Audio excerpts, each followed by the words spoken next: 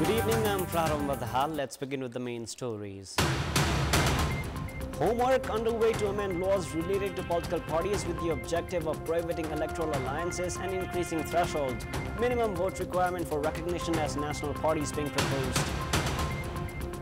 Political leadership itself a hurdle in ensuring women representation at decision-making roles. Inclusive representation flouted in places other than those with mandatory requirement of the Constitution. Governor of Pakistan's Sindh province accuses Indian intelligence agencies' research and analysis wing RAW and neighboring Afghanistan of being involved in the latest fatal attack in Balochistan. And a total of 8 teams to compete in the first edition of the Nepal Premier League. Cricket Association of Nepal decides to provide monthly remunerations to 35 players, 5 each from 7 provinces. President Ramchandra Paudel has certified the Third Amendment on the Commission of Investigation on Enforced Disappeared Persons and Truth and Reconciliation Commission. Notice issued by the Office of the President notes that the President has certified the bill as provisioned by the Sub-Article 2 of Article 113 of the Constitution of Nepal. The bill related to transitional justice was endorsed from the House of Representatives on 14th August and the National Assembly on 22nd August. Speaker of the House of Representatives, Devraj Khimire, had forwarded the bill to the President yesterday. Following certification by the President, the bill now has gained a legal status. The Election Commission is preparing for a draft for amendment of the Political Parties Act with provisions that will prohibit parties from forming election alliances and expand the election threshold for national status, among others.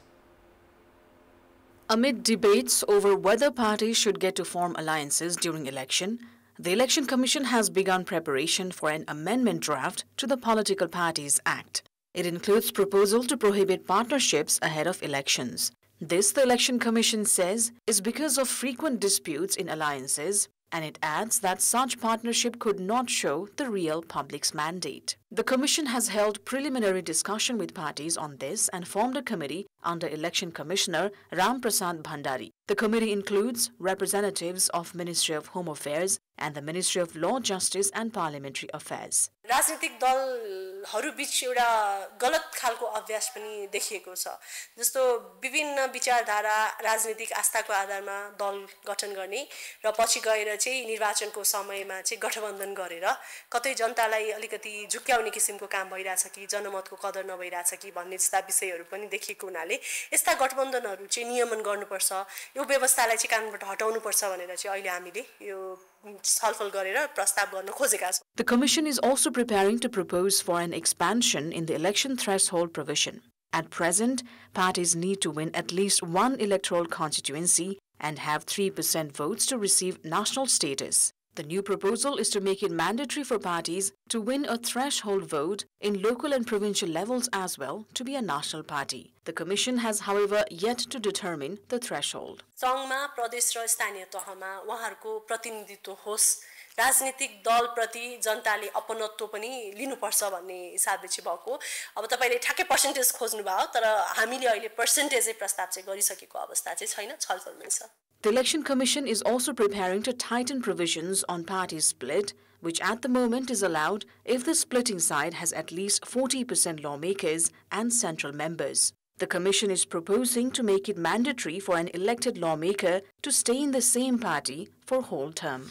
It expects that this provision would discourage parties from parting ways. Likewise, the Commission has proposed that independent lawmakers be prohibited from joining any party throughout their term. स्वतन्त्र व्यक्ति त्यो पद रहिन्जेलसम्म स्वतन्त्रै हुनुपर्छ कुनै पार्टीमा प्रवेश गर्यो भने चाहिँ त्यो पद जान्छ पद खाली हुन्छ रिक्त हुन्छ भन्ने व्यवस्था चाहिँ हामीले गर्न खोजिरहेका छौं. The Election Commission has also prepared to tighten requirements for registration of parties. At present, parties need signatures of at least 500 for registration. However, now the Commission has proposed for the parties to fulfill all criteria of inclusion and submit details of their members online for registration. The Commission is also preparing to effectively implement the current provision that prohibits any individual in public position from being involved in politics. As for the intra-party issues, the Election Commission has proposed for parties to solve them within the party itself. Likewise, in order to ensure financial transparency and better management of party finances, the Commission has proposed for state funding system. The Ministry of Home Affairs is working with the Commission to finalize the draft.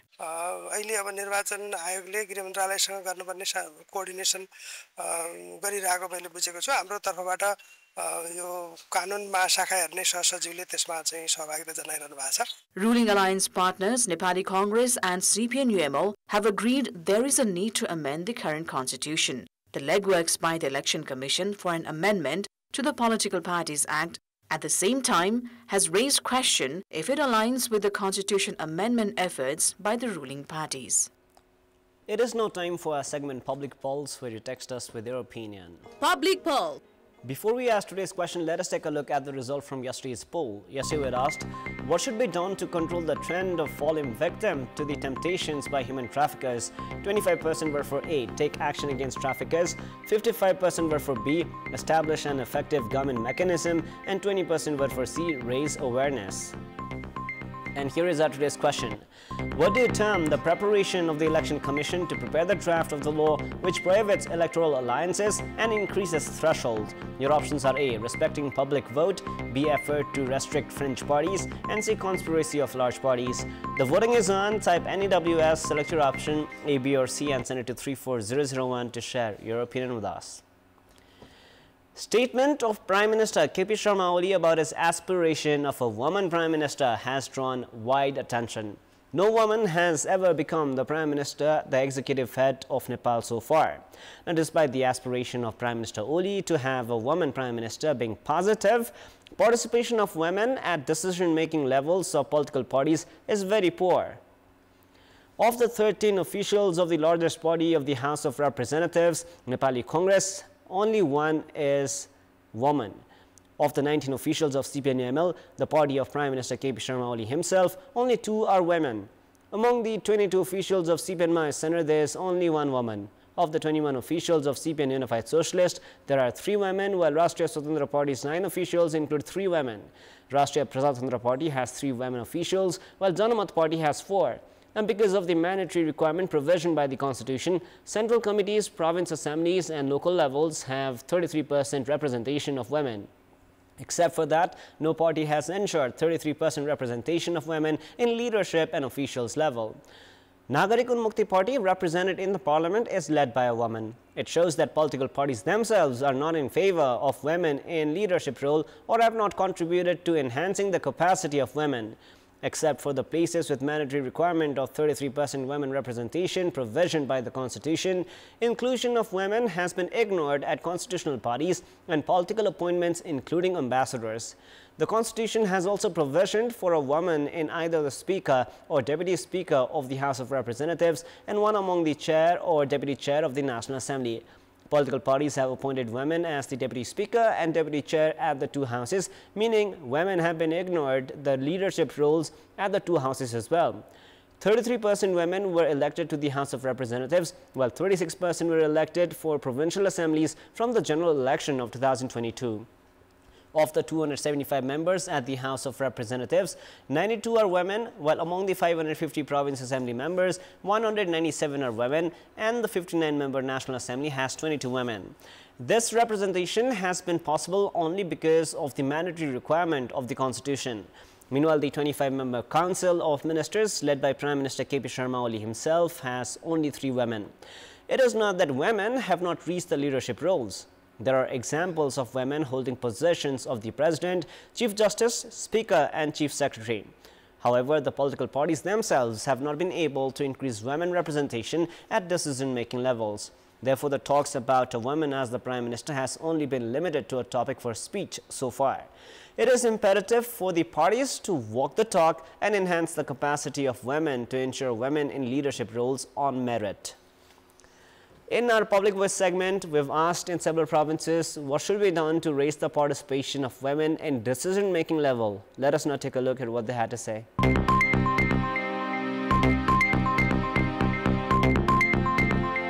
टोलमै उनीहरूलाई हरेक कुरामा सहभागिता गराएर उनीहरूलाई माथिल्लो तह निर्णायक तहसम्म पुर्याउनु पर्छ। विभिन्न क्षेत्रसँग सम्बन्धित तालिमहरू दिनु पर्यो काम गर्ने अवसरहरूको सुनिश्चितता गर्नु पर्यो, सहभागिता गराउनु पर्यो। महिलाहरूलाई चाहिँ आफ्नो के भन्छ एउटा टोल छिमेक सबैलाई नै हैन तलै स्तरदेखि जीवनस्तर विकासका लागि उनीहरूको कुराहरू सुन्दै हुनु पर्यो। महिलाहरू आफै सक्रिय हुनुपर्छ। सक्रिय हुनको लागि महिला सशक्तिकरण राज्यले पनि त्यो ल्याउनुपर्छ।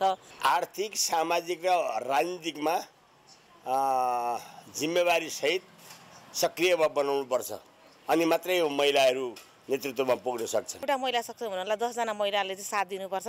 त्यसमा चाहिँ आर्थिक कुरा हुनुहुन्छ, घरले पनि सपोर्ट गर्नुपर्छ, राज्यले धेरै सपोर्ट गरेको हुन्छ। नेताहरूले महिला नेतृत्व स्वीकार्नु पर्यो र महिलाहरूलाई चाहिँ अगाडि बढाउनु पर्यो। महिलाहरूका लागि स्पेशल्ली तालिम गोष्ठी या अन्य सेमिनारका प्रोग्रामहरू लिएर उनीहरूको व्यक्तित्व विकासका कार्यक्रमहरू लागू गर्नु पर्यो। कानुनी रूपमा मात्रै भयो जस्तो लाग्यो, उ चाहिँ त्यो व्यावहारिक रूपमा नभए जस्तो देखिन लाग्यो कि खासमा त्यो चाहिँ व्यावहारिक रूपमै उतार्नुपर्छ कि नेताहरूमा चाहिँ महिलाहरू प्रति हेर्ने दृष्टिकोणमा चाहिँ परिवर्तन ल्याउन चाहिँ अति आवश्यकता देखिन्छ। र महिलाहरू हरेक क्षेत्रमा उनीहरूले बाहिरको अनुभव बटुल्न पाएका हुँदैनन्। उनीहरूले बाहिरको वातावरण इन्भाइरोमेन्टसँग घुलमिल गर्ने अवसर पायो भने, शिक्षा र नेतृत्वको विकास भयो भने उनीहरूले निर्णायक तहमा पुग्नका लागि त्यति अप्ठ्यारो असहज वातावरण सिर्जना हुँदैन।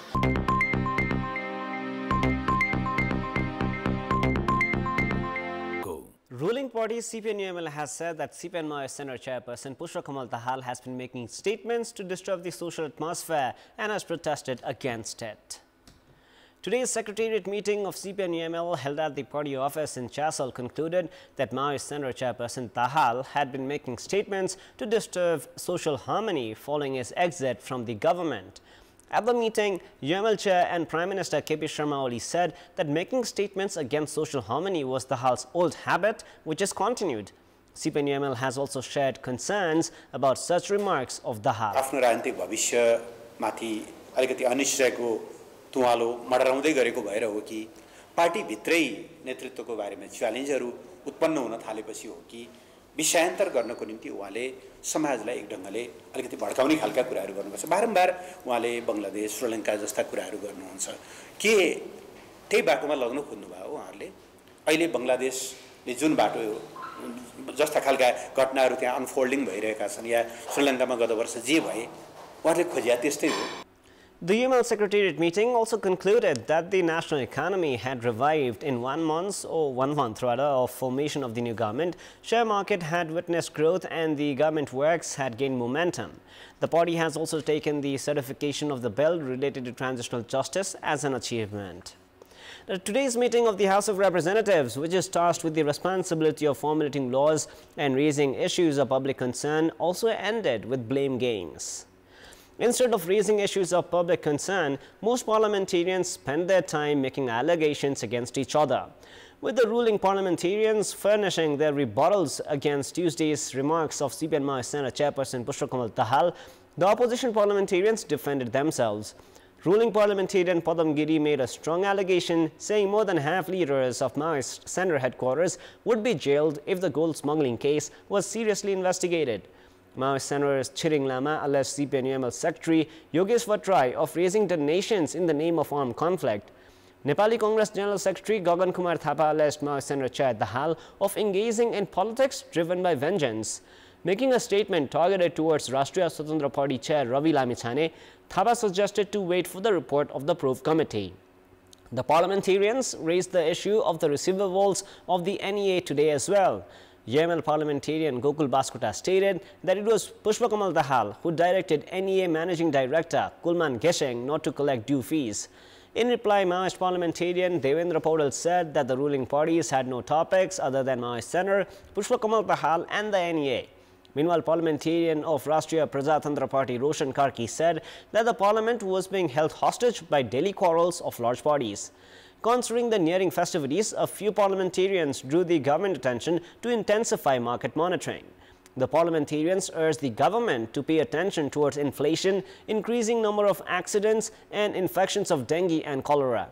Responding to the questions related to education, Minister for Education Bidya Vatrai claimed that the Prime Minister had not intervened at the Tribhuvan University.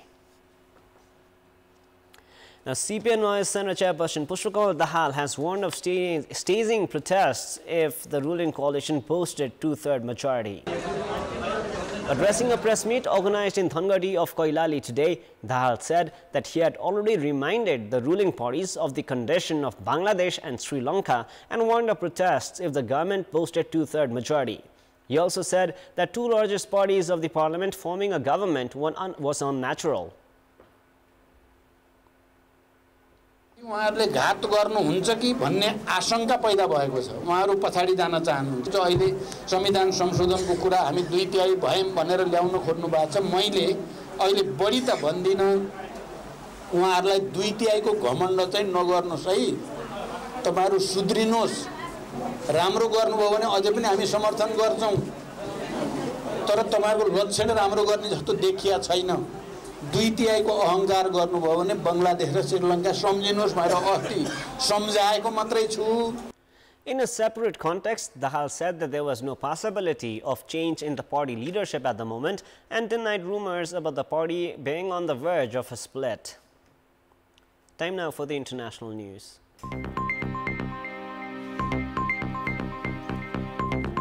Kamran Khan Tasuri, the governor of Pakistan's Sindh province, has accused the Indian intelligence agency's research and analysis wing, RAW, and the neighboring country Afghanistan of being involved in the latest fatal attack in Balochistan. He has also alleged that the Indian intelligence agency RAW set up in Afghanistan is helping terrorists against the development of Pakistan. He has said that Afghanistan helped RAW in the terrorist activity. The accusation from the governor came at a time when efforts are being made to invite Indian Prime Minister Narendra Modi to participate in the regional summit of the Shanghai Cooperation Organization (SCO) to be held in Pakistan in October. Last week, pro-independence rebels launched a major attack in Balochistan. At least 73 people were killed in various separate attacks by Baloch separatists. Separatists want to separate Balochistan from Pakistan and make it another country. Balochistan is very important to Pakistan because of its ports, gold and copper mines, and China-led projects.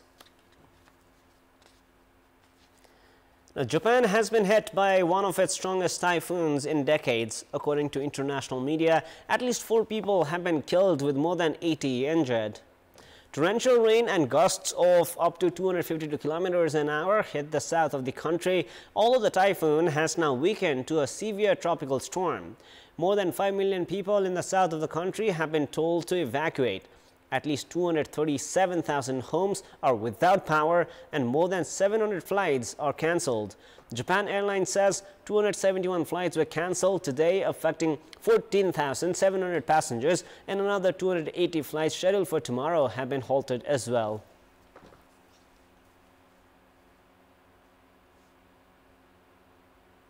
Well, more news coming up, but right now it's time for yet another short break. Sports news brought. A total of 8 teams are to compete in the first edition of the Nepal Premier League. In today's executive committee meeting of the Cricket Association of Nepal, CAN decided the number of teams to participate at the tournament. The NPL is slated from 30th November to 21st December in Kathmandu. The National Cricket Governing Body, CAN, had made public the logo and date for the NPL on 19th of August. CAN has also decided to provide monthly remunerations to 35 players, 5 each from 7 provinces.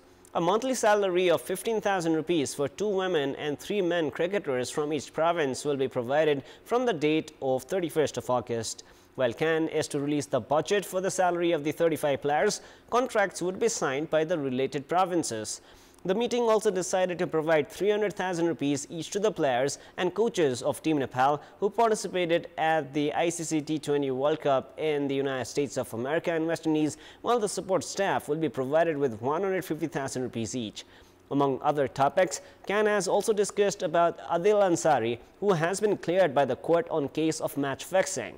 The meeting has decided to forward the report of the Discipline Committee and other necessary documents to the ICC through the Integrity Committee, and has added that further decisions will be taken on based on a directive of the ICC.